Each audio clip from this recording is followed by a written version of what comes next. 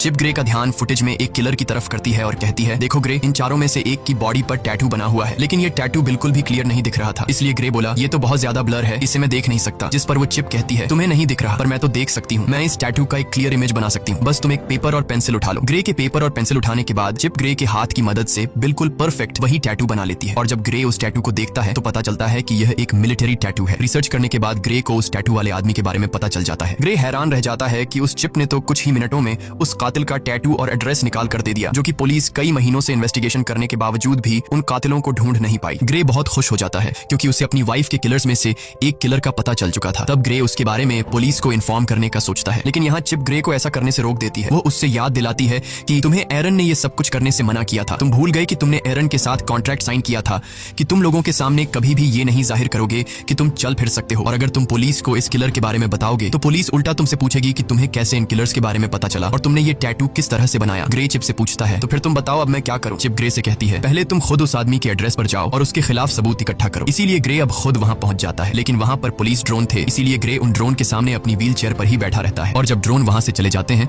तो ग्रे चुपके से वहां से खड़ा होकर किलर के घर की तरफ जाता है। वो किलर के घर के दरवाजे को खोलकर घर के अंदर चला जाता है। वहां जाकर वो एविडेंस ढूंढने लग जाता है और यहाँ पर ग्रे को पता चलता है कि उस किलर को किसी ने बहुत सारे मैसेजेस किए हैं। ग्रे के अंदर लगी चिप उन मैसेजेस को कुछ सेकंड के अंदर ही पढ़ लेती है। चिप ग्रे से कहती है कि इन मैसेजेस में ओल्ड बोन नाम की जगह का बार बार बताया गया है, क्या तुम्हें इसके बारे में कोई जानकारी है? ग्रे ने कहा, हाँ, ये हमारे घर के पास ही एक बार का नाम है। इन्हीं बातों के बीच ग्रे को किसी के आने की आवाज सुनाई देती है। असल में वहाँ पर वो किलर था जो कि वापस आ गया था। वो किलर देखता है कि उसके टेबल पर सारा सामान बिखरा हुआ है। तभी वो किलर सामने लगे शीशे से ग्रे को देख लेता है। वो फौरन ग्रे पर हमला कर देता है और उससे पूछता है, तुमने मुझे कैसे ढूंढा? तब ग्रे इस बात का कोई जवाब नहीं देता और ग्रे किलर से पूछता है, तुम बताओ मेरी वाइफ को किसने मारा था? वो किलर बहुत ज्यादा ताकतवर था, इसीलिए वो ग्रे पर भारी पड़ने लगता है। इससे पहले कि वो ग्रे को मार पाता, ग्रे के अंदर लगी चिप ग्रे से पूछती है, तुम मुझे अपनी बॉडी का फुल कंट्रोल दो ताकि मैं कुछ कर सकूं। जिसके बाद ग्रे बिना सोचे समझे उसे परमिशन दे देता है। चिप को परमिशन मिलने के बाद ग्रे एकदम से उस किलर पर अटैक कर देता है और उसे काफी बुरे तरीके से मारने लगता है। वो किलर भी परेशान हो जाता है कि आखिर अचानक इसमें इतनी ताकत कहां से आ गई, और ग्रे भी सोच में पड़ जाता है कि आखिर मैं इतना ताकतवर कैसे हो गया। यहाँ पर ग्रे उस किलर को खुद के हवाले करने के लिए कहता है, लेकिन वो किलर उस पर एक नाइफ से अटैक कर देता है। तो वो चिप सारी सिचुएशन को संभालते हुए उस किलर को मार डालती है और तब वो चिप किलर को मारने के बाद बॉडी कंट्रोल ग्रे को वापस दे देती है। ये देखकर ग्रे बहुत परेशान हो जाता है क्योंकि वो किलर को जान से मारना नहीं चाहता था। उसे लगा कि अब उसका जेल जाना पक्का है। वो चिप ग्रे से कहती है कि घबराओ मत ग्रे, तुम्हें कुछ नहीं होगा, बस तुम यहाँ जल्दी से अपने सारे फिंगरप्रिंट्स मिटा दो। अब यहाँ पर वो चिप जैसे कहती है, ग्रे बिल्कुल वैसे ही करता है। कुछ देर बाद पुलिस उस आदमी की बॉडी को पोस्टमार्टम के लिए ले गई, जहाँ हम उस डिटेक्टिव को देख पाते हैं। डिटेक्टिव को पोस्टमार्टम के दौरान पता चला कि उसकी बॉडी के अंदर एक वेपन इंसर्ट था और साथ साथ उसकी पूरी बॉडी में छोटी छोटी वायर्स थी। यानी वो किलर एक अपग्रेडेड इंसान था जो किसी भी आम इंसान से काफी ज्यादा पावरफुल था। दूसरी तरफ एरन ग्रे पर काफी गुस्सा करता है, तुमने उस किलर को क्यों मारा? ये काम काफी रिस्की था, अगर तुम पकड़े जाते तो तुम्हारे साथ मैं भी जेल चला जाता। मैंने इस चिप को तुम्हारे अंदर इसलिए इंसर्ट नहीं किया कि तुम अपनी वाइफ का बदला लो, और अगर दोबारा तुमने इस तरह की कोई हरकत की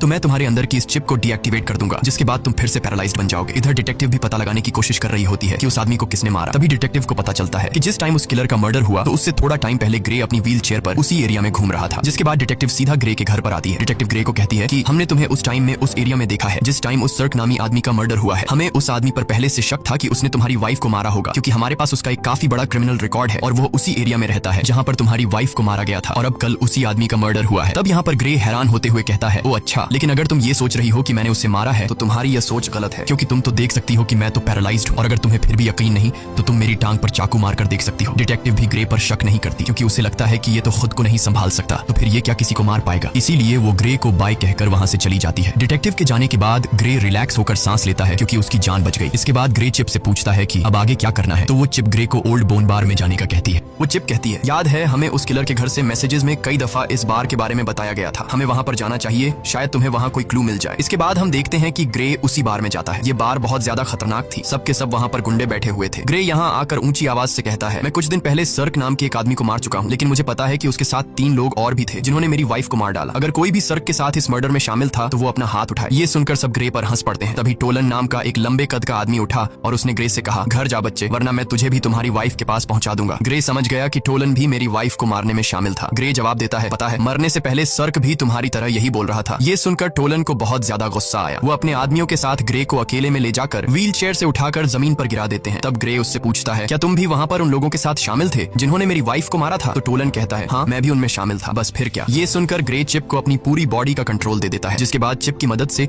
ग्रे उसके पास 2 आदमियों को मार गिरा देता है और फिर टोलन को भी बुरी तरीके से पिटने लग जाता है। ग्रे टोलन को नीचे जमीन पर गिराकर उससे पूछता है, तुम्हारे 2 और साथी कहाँ हैं और तुम लोगों ने मेरी वाइफ को क्यों मारा? लेकिन टोलन डरने के बजाय उल्टा हंस रहा था। वो ग्रे को कुछ भी नहीं बताता। तभी वो चिप ग्रे से कहती है, अगर तुम चाहो तो मैं बड़ी आसानी से इसका मुंह खुलवा सकती हूँ। ग्रे कहता है, क्यों नहीं, तुम जरा ट्राई करो। वो चिप उस किलर का फेस पूरी तरह से कट कर देती है। ग्रे पूछता है, अब बता क्यों मारा था मेरी वाइफ को? टोलन की सारी हेकड़ी निकल गई और फौरन उसने कहा, हमें पैसे मिले थे तुम्हारी वाइफ को मारने के लिए और मुझे फिस्क ने पैसे दिए। लेकिन इससे पहले कि ग्रे उससे फिस्क के बारे